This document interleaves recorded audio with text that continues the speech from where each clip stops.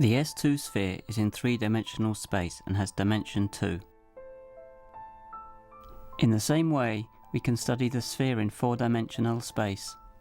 It contains all the points that are at the same distance from a center point. But now, to determine the position of a point on this sphere, we need three numbers. This means that the sphere has dimension 3, and of course we will call it S3. You will not be able to see this sphere in four-dimensional space because your space has only 3 dimensions and the screen only has 2. I can only call upon your imagination. To get a better understanding of four-dimensional polyhedra, we can do just what the lizards did with the three-dimensional polyhedra. We first inflate them so that they lie on a sphere, and then project this stereographically onto the plane.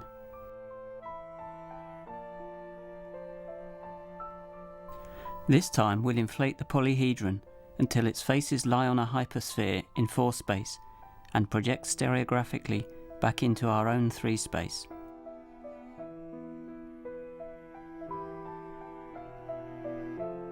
I'm going up to the North Pole of the sphere in 4 space, and I'll project it down to you in your 3 space. You can't see where I am. Just remember how the lizards couldn't see their kinsman right up on his viewpoint either. Now we're in exactly the same situation.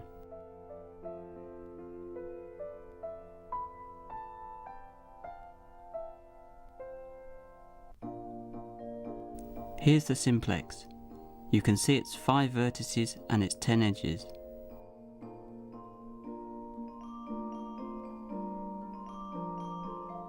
Of course, in this view, edges are circular arcs. So now we have a situation like that of the three-dimensional polyhedra, projected stereographically onto a plane.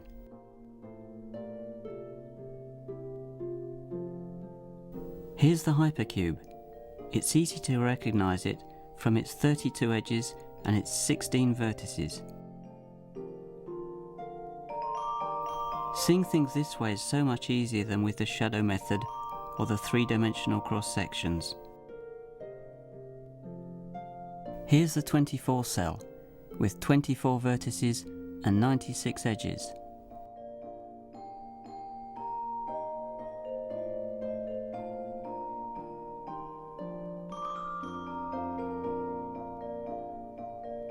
Finally, the 120 cell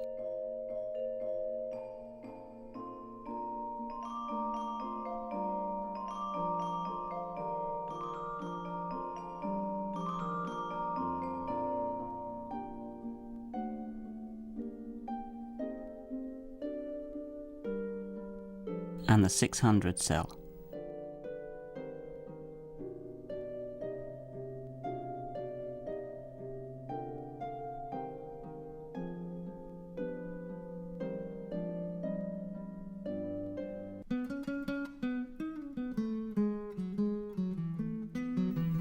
Let's add the two-dimensional faces to get an even better view.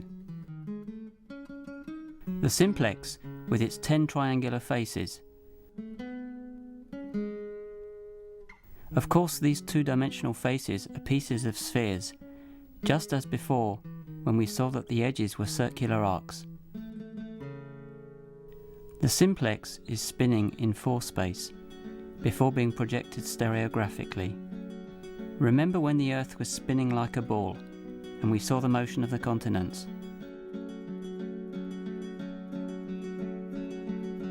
Now and again, a face passes through the projection pole, and the projection becomes infinite. It looks like it blows up on the screen. Let's take a quick look at the hypercube. You see that the space is divided into 8 cube-shaped zones. These are the three-dimensional faces of the hypercube. As for the two-dimensional faces, they are squares, though rather bloated and twisted. There are 24 of them.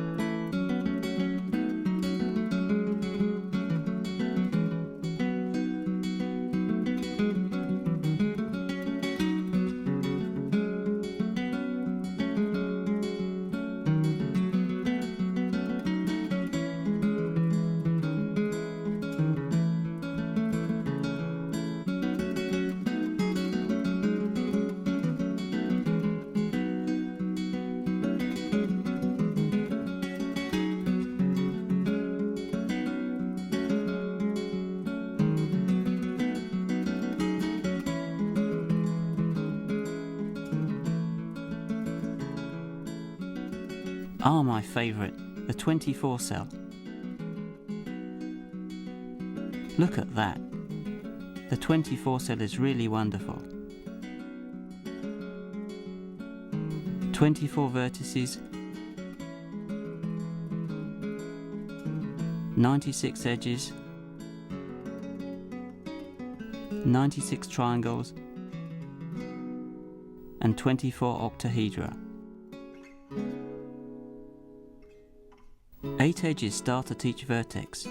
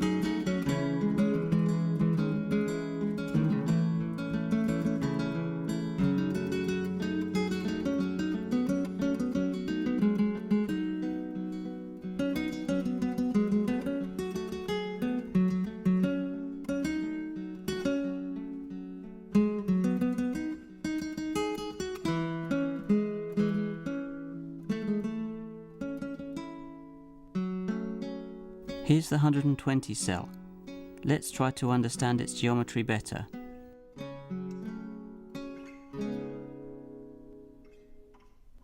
Four edges start at each vertex.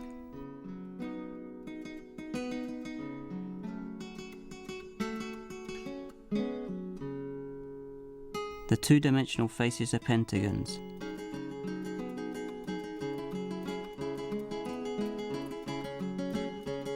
There are 720 of them. These 720 pentagons form 120 dodecahedra.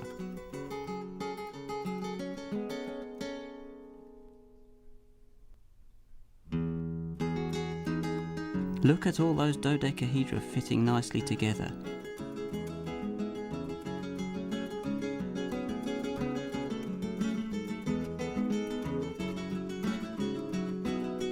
Isn't that amazing?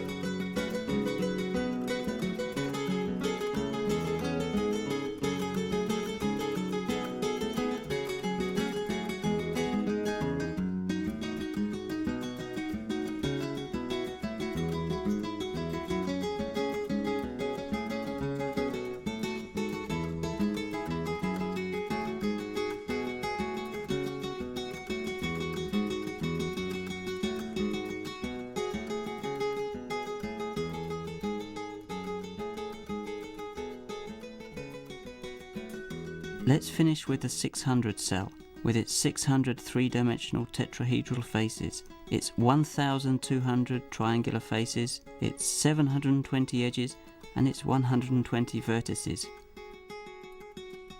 Trust me, there are 14,400 symmetries of force space which preserve this object.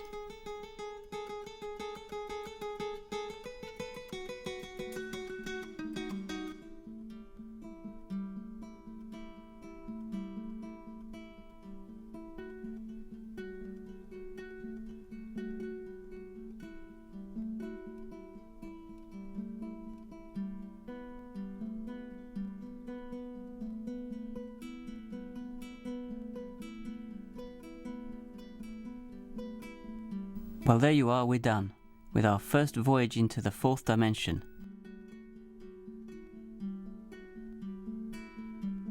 It's a dimension full of amazing things. Of course, the mathematician's imagination isn't limited to the fourth dimension. There are the fifth, the sixth, the nth dimensional, and even the infinite dimension.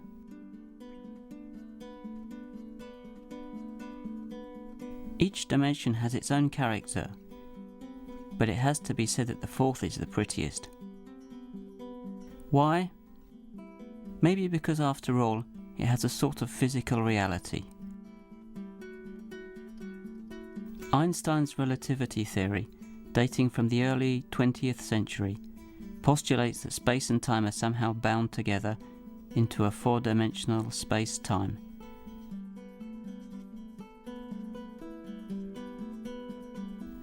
A point in this space-time is an event, characterized by its position in space x, y, z, and by the time t when it occurs.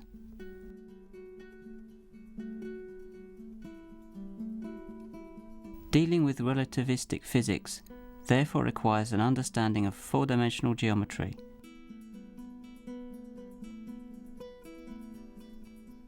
It is interesting to notice that the discovery of this four-dimensional geometry precedes by some 50 years the discovery of relativity.